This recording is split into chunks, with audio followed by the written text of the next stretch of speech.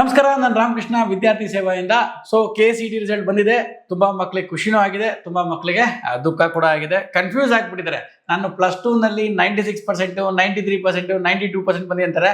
ಆದರೆ KCET result ಬಂದಾಗ 1 lakh, 1 lakh, 1.5 lakh rank ಬಂದಿದೆ ಅನ್ಕೊಂಡ್ಬಿಡ್ತಾರೆ. ಸೊ ಇದು ಕೂಡ ಸ್ವಲ್ಪ ಜನಕ್ಕೆ ಬೇಜಾರಾಗಿದೆ, ಆಯ್ತಾ. ಸೊ ಈಗ ಆಗೋಯ್ತು. ಇದ್ರ ಬಗ್ಗೆ ಯೋಚನೆ ಮಾಡಿ ಕೊರಗೋದು ಬಿಟ್ಬಿಡಿ. ಸೊ ನಾರ್ಮಲ್ ಆಗಿ KCET ರಿಸಲ್ಟ್ ಬಂದಾಗಲ್ಲ 90% ಮಕ್ಕಳು ಈ ತಪ್ಪನ್ನು ಮಾಡ್ತಾರೆ. ನೀವು ಏನಾದ್ರು ಈ ತಪ್ಪು ಮಾಡ್ತಾರೆ, ಇವತ್ತೇ ನಿಲ್ಲಿಸಿ.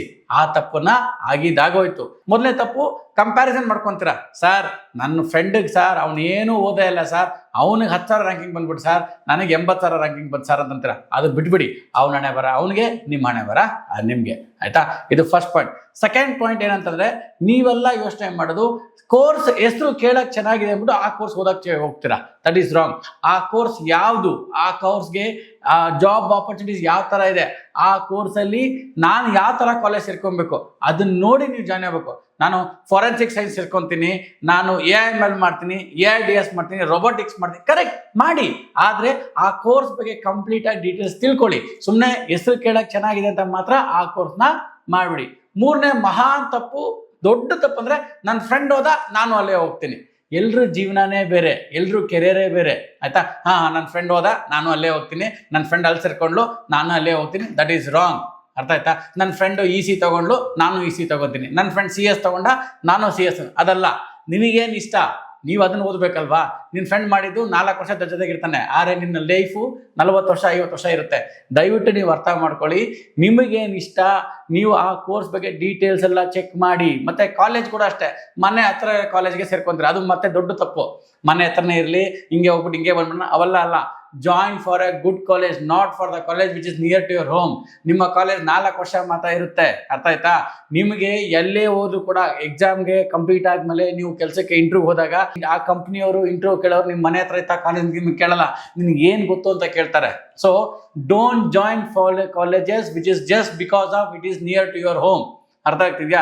ಇದೆಲ್ಲ ದೊಡ್ಡ ದೊಡ್ಡ ಪಾಯಿಂಟ್ಗಳು ನೀವು ದಯವಿಟ್ಟು ಅರ್ಥ ಮಾಡ್ಕೊಳ್ಳಿ. ಮತ್ತೆ 5ನೇ ಪಾಯಿಂಟು, ಲೋ ರ್ಯಾಂಕ್ ಬಂತು ನನ್ನ ಜೀವನನೇ ಹೊಟ್ಟೋಯ್ತು ಅನ್ಕೊಳ್ಳೋದು ಮಾತ್ರ ಅನ್ಕೊಳ್ಳಕ್ಕೆ ಹೋಗ್ಬೇಡಿ. There is lot of option is there. ಮತ್ತೆ ಬಿಡು, ಆರಾಮಾಗಿರೋಣ. ಫಸ್ಟ್ ರೌಂಡ್ ಇದೆ, ಪ್ರೀ ರೌಂಡ್ ಬೇರೆ ಮಾಡ್ಬಿಟ್ಟಿದ್ರೆ, ಸೆಕೆಂಡ್ ರೌಂಡ್ ಮಾಡ್ಬಿಟ್ಟಿದ್ರೆ, ಥರ್ಡ್ ರೌಂಡ್ ಬೇರೆ ಇದೆ, ಮಾಪಪ್ ರೌಂಡ್ ಇದೆ, ಅಲ್ಲಿಂದ ಯಾವುದೋ ಬಂದ್ಬಿಡುತ್ತೆ, ಇನ್ನೊಂದು ಯಾವುದೋ SNQ ಕೋಟಾ ಬಂದ್ಬಿಡುತ್ತೆ. ಅದೆಲ್ಲ ಅಲ್ಲ. First you must know where are you exactly. CET ಅವರು ಕ್ಲಿಯರ್ ಆಗಿ ಹೇಳ್ಬಿಟ್ಟಿದಾರಮ್ಮ, ನಿನ್ನ ಒಂದು ರ್ಯಾಂಕ್ ಆಧಾರದ ಮೇಲೆ ನಿನಗೆ ಈ ಕಾಲೇಜ್ ಸಿಗುತ್ತೆ ಅಂತ.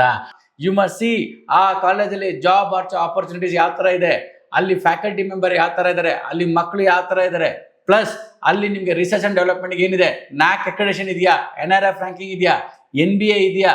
ಓಕೆ, ಇದೆಲ್ಲ ಇಲ್ಲ. ನಮ್ಮ ಮನೆ ಹತ್ರ ಸೇರ್ಕೊಂಡ್ಬಿಟ್ರೆ ನೀವು ನಿಮ್ಮ ಮನೆಯಲ್ಲೇ ಇರ್ತೀರಾ, ನೀವೆಲ್ಲೂ ಹೋಗೋಕ್ಕಾಗೋದೇ ಇಲ್ಲ, ಆಯಿತಾ. ಪ್ಲೇಸ್ಮೆಂಟ್ ನಿಮಗೆ, ನೀವು ಒಳ್ಳೆಯವರು, ನಿಮ್ಮ ಜಾತಿ ಆಧಾರದ ಮೇಲೆ ನಿಮಗೆ ಕೆಲಸ ಸಿಗಲ್ಲ ಆನ್ IT ಸೆಕ್ಟರ್ಸಲ್ಲಿ, ಅರ್ಥ ಆಗ್ತಿದೆಯಾ. ನಿಮ್ಮ ಒಂದು ಟ್ಯಾಲೆಂಟ್ ಮೇಲೆ ನಿಮಗೆ ಕೆಲಸ ಸಿಗುತ್ತೆ. ಅದಲ್ಲದೆ ಮತ್ತೆ ಸ್ಕಿಲ್ ಅಂತ ಹೇಳ್ತಾರೆ. ಸ್ಕಿಲ್ ಯಾರು ಕೊಡಬೇಕು? ಕಾಲೇಜೇ ಕೊಡಬೇಕಾಗತ್ತೆ, ಅರ್ಥ ಆಗ್ತಿದೆಯಾ. So you must have a good skill. ಆ ಸ್ಕಿಲ್ ಕೂಡ ನಿಮಗೆ ಕೊಡೋ ಕಾಲೇಜ್ ಇರಬೇಕು, ನಿಮಗೆ ಆಪರ್ಚುನಿಟೀಸ್ ಇರಬೇಕು. ನಾನು ಇದನ್ನು ಓದಿದ್ರೆ ಈ ಡಿಪಾರ್ಟ್ಮೆಂಟಲ್ಲಿ ಯಾವ ಥರ ಇದ್ದಾರೆ, who is our HOD, who is our faculty members, who is our principal, how many patents you have been filed in this college. ಆ ಕಾಲೇಜಲ್ಲಿ ಎಷ್ಟು ಪೇಟೆಂಟ್ಸ್ ಫೈಲ್ ಮಾಡಿದರೆ ಅದನ್ನ ನೋಡಬೇಕಾಗುತ್ತೆ. ಸುಮ್ಮನೆ ಯಾವುದೋ ಕಾಲೇಜ್ಗೆ ನೀವು ಎಂಡಪ್ ಆಗಬೇಡಿ. ಮತ್ತೆ ನಿಮಗೇನಾದರೂ ಕೂಡ ಕಂಪ್ಲೀಟ್ ಆಗಿ CET ಕೌನ್ಸಿಲಿಂಗ್ದು ಅಸಿಸ್ಟೆನ್ಸ್ ಬೇಕಾದ್ರೆ ನಮಗೆ ಫೋನ್ ಮಾಡಿ. We will guide you for your option entries also, ಅರ್ಥ ಆಗ್ತಿದೆಯಾ. ಸೊ ತುಂಬ ಮಕ್ಕಳಿಗೆ 80,000, 90,000, 1 ಲಕ್ಷ ರ್ಯಾಂಕಿಂಗ್ ಬಂದಿದೆ. ಇನ್ನೊಂದು ಆಪ್ಷನ್ ಇದೆ, ನಿಮಗೆ ಬೆಂಗಳೂರಲ್ಲಿ ಓದಿದ್ರೆ ತಾನೇ ಇದು CET ಅವೆಲ್ಲ fees. There are lot of colleges out of Karnataka. ಚೆನ್ನಾಗಿರೋ ಇನ್ಫ್ರಾಸ್ಟ್ರಕ್ಚರ್, ಕಮ್ಮಿ ಫೀಸಲ್ಲಿ ಕೂಡ ಇದೆ. ಆದರೆ ನೀವೆಲ್ಲ ನಮ್ಮ ಬೆಂಗಳೂರವರು, ನಮ್ಮ ಕರ್ನಾಟಕದವ್ರು ಏನಂತಾರೆ, ಅಯ್ಯೋ ಮನೆಯಿಂದ ದೂರ ಹೋಗ್ಬೇಕಾ ಅಂತ ಹೇಳ್ತಾರೆ.